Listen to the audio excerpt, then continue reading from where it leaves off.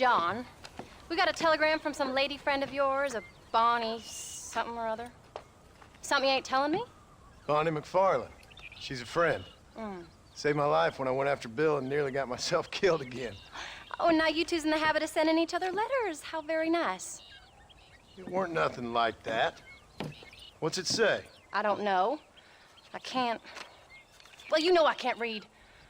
Give it here. You read that thing out loud? I ain't hiding nothing. Dear Mr. Marston, stop. Need corn sacks. Stop. Emergency. Stop. Weevils and moths ate entire county supply. Stop. Can you help? Not exactly the most romantic request now, is it? I guess not. And she saved your life, you say? Yes, ma'am. Well, then you're gonna have to help her and her family out. We've got a plentiful supply of corn sacks over near the silo. About the one thing Uncle didn't manage to have stolen while we was gone. Okay. Hurry back, John. And John, what's she like? You know. A little bit like you, I guess. She's a woman in a man's world.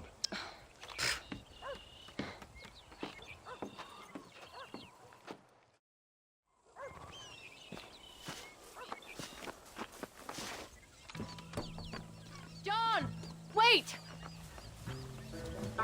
I changed my mind. I'm coming with you. What are you waiting for? We better hurry.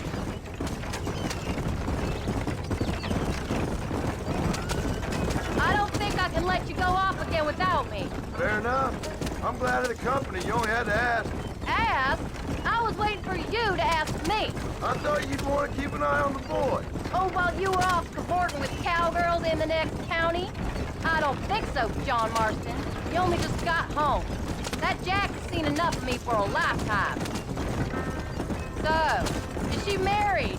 This Bonnie McFarlane? No. What does she look like? I don't know.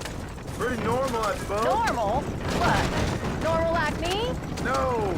Normal as in 2 eyes, a mouth, nose, that kind of normal. Besides, ain't no woman fine as you. A little flattery. Now we're finally getting somewhere. If you find yourself in a hole, the first thing to do is stop digging. Another pearl of wisdom from John Marston. I sure do miss those.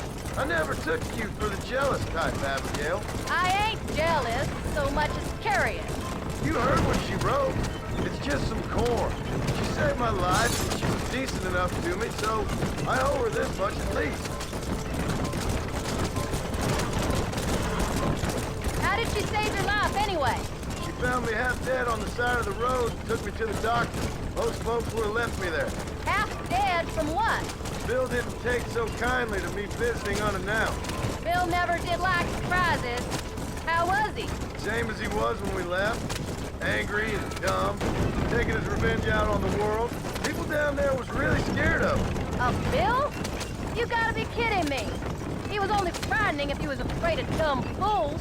Bill weren't so bad, but when Dutch went crazy, Bill took it hard. For a while, we all thought we'd found something right. A better way to live, but it was just a lie. Oh, you saw before they did.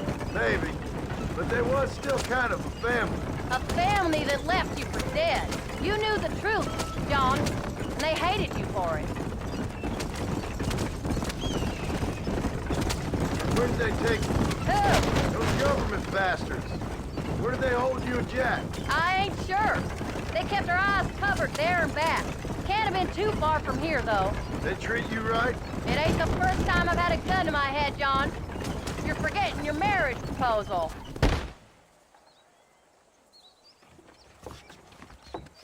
You came.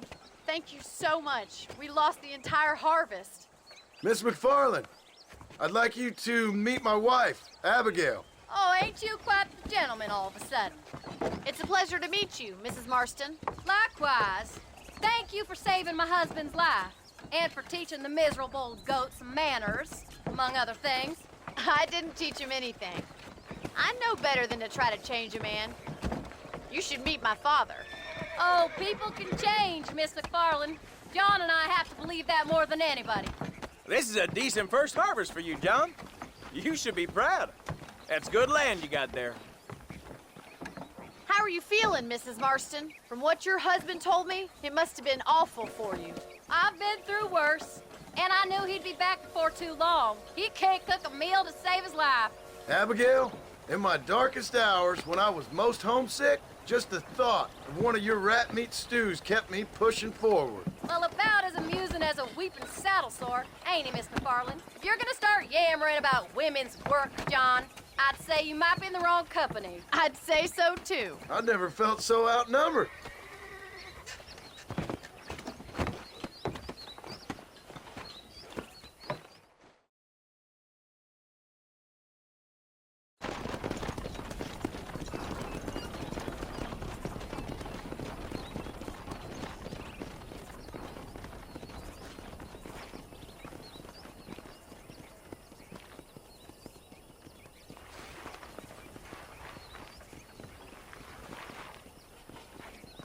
Ma'am?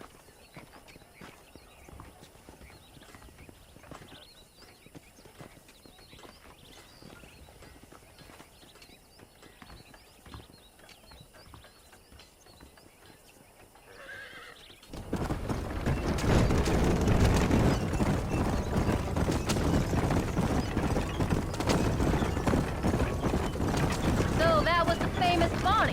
That was her, all right. She's pretty. She's normal, like I said. Well, you always wanted to be a rancher. I'd have thought she'd be just your thing. The perfect rancher's wife, if I ever saw one. I already got a rancher's wife. I'm only teasing. I like her, and I'm glad she saved your life. Most of the time, anyways. The McFarlands are good people. She did blush better than a shepherd's sunset when she saw you, though. I have that effect on women. You've clearly had one too many blows to the head. You ain't wrong about that, Mrs. Marston. That's quite a ranch they got there. That'll be us someday. As soon as we get back on our feet. I don't know, John. How many times can we start again? An outlaw and a working girl. We ain't exactly farmers. We are now. Forget that life. It's over. Do you really believe that? We have to. It's the only way we'll ever have a future. The life we led, that doesn't go away. It's never over. You think those government men are just gonna leave us alone now? The old gang's dead. I did what they asked. And that's it? A life of crime forgiven? We're back together, ain't we? Until they decide you owe them something else. Sometimes I think I was the stupid one for believing I could get out. Maybe Dutch, Bill, and Javier were just being honest with themselves. You ain't perfect, John, and I sure ain't. But you're better than they are, than they were. Maybe we can change. But we gotta try, for Jack's sake. Even if we have to start again 100 times. It's better than going back to what we were. How's Jack doing? Angry, upset. He's been through a lot. I hope he's gonna be all right. It's gonna take time. For a while, his world was safe, normal even. Then it got turned upside down again. You ain't saying much about it. I've tried to talk to him, but how do you explain any of this? What do you say when he asks about Uncle Bill and Uncle Dutch? They were family when he was a little boy. He hides away in those books of his. Wouldn't you? It ain't like the real world's done him many favors. He's just been kidnapped. He grew up with the gang. That's no life for a boy. We did our best to protect him. Come on, John. He saw things no boy should see.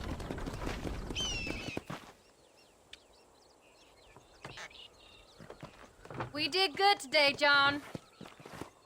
I guess I better go fix us something to eat.